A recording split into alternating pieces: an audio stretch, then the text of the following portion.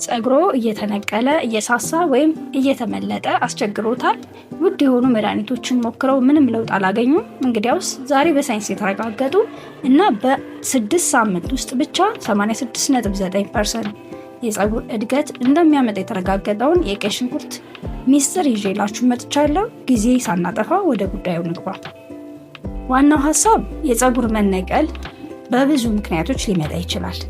ለምሳሌ በምግብ እጥረት፣ በፈንገስ፣ በባክቴሪያ ወይም ራስን በራስ የማጥቃት ማለት ነው አውቶኢሚዩን ሰውነት ራሱ ከአደጋ ለመከላከል ብሎ የሚፈጥረው ኤንዛይም ማለት ነው ችግሮች ሊሆኑ ይችላሉ። ነገር ግን ቀይ ሽንኩርት ለነዚህ ሁሉ መፍትሄ አለው።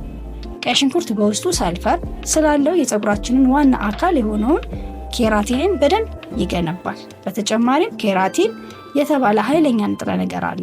ይህ ንጥረ ነገር ራስን በራስ የማጥቃት አውቶኢሚዩን ቅድም እንዳልነው የቲ ሴል ጥቃትን በመቀነስ የነጭ ደም ሴል ጥቃት ማለት ነው የጸጉር መመለጥን ይከላከላል። እንዲሁም ጸረ ፈንገስ እና ጸረ ባክቴሪያ ስለሆነ ፎሮፎርን እና የፈንገስ ኢንፌክሽንን ከስሩ ያጠፋል።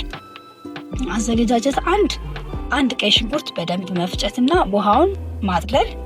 በመጀመሪያ ጸጉራችሁን በውሃ በትንሹ ማራስ፣ በመቀጠል የሽንኩርቱን ውሃ የራስ ቅላችሁ ላይ መቀባት፣ ከ30 እስከ 1 ሰዓት ማቆየት።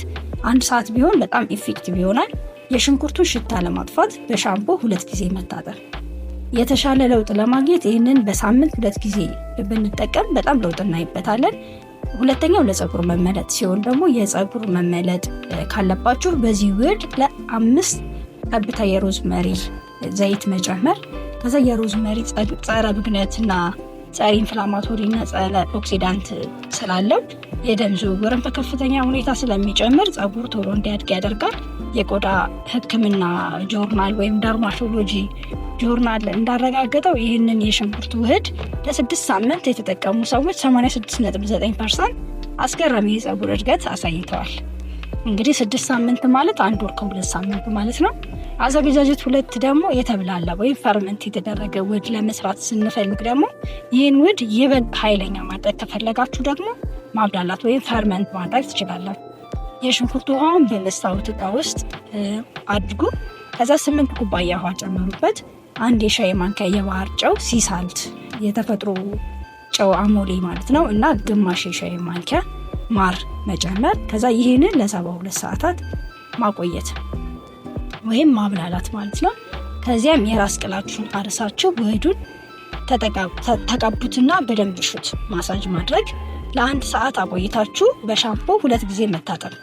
ይህ የማብላላት ሂደት ካርቦን ዳይኦክሳይድን እና ቫይታሚኖችን በከፍተኛ ሁኔታ ይጨምራል። ይህም ፒኤች መጠኑ አሲዳማ በማድረግ ለጸጉር ተስማሚ እና ፎሮፎር ባክቴሪያዎች እንዳይራቡበት ያደርገዋል ማለት ነው። ይህ ዘዴ በተለይ ለከፍተኛ የጸጉር መነቀልና መመለጥ ፍቱን መድኃኒት ነው። ይህን አስገራሚ ውህድ ሞክራችሁ ለውጤቱ ኮሜንት ላይ አጋሩኝ። እኔ ሞክሬው ጸጉሬ በጣም ለውጥ አምጥቶልኛል። በጣም ተስማምቶታል፣ አድጓል፣ በስቷል። ለዛ ይህን ቪዲዮ ለመስራትም የተነሳሳሁት። ቪዲዮውን ጠቃሚ ሆኖ ካገኙት ላይክ ማድረግ፣ ለቻናላችን አዲስ ከሆኑ ሰብስክራይብ ማድረግ እንዳትረሱ። በቀጣይ ቪዲዮ እስክንገናኝ ሰላም ጤና ይስጥልኝ።